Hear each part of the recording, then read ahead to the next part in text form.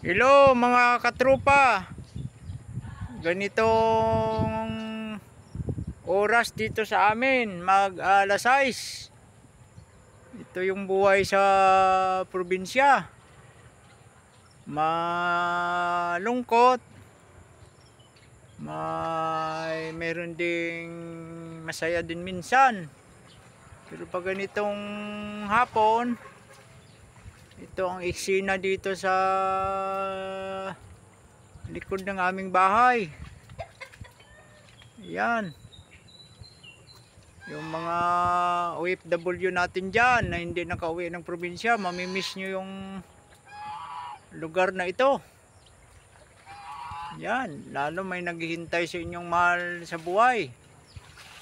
Sa mga bata dyan, mag-aral kayong maigi. Yan. Sa mga nagmumotor, mag-ingat kayo parati. Lagi kayo magdasal bago kayo mag-drive.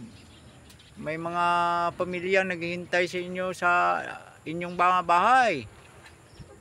Isang paalala ng katrupa. Bye bye. I love you all.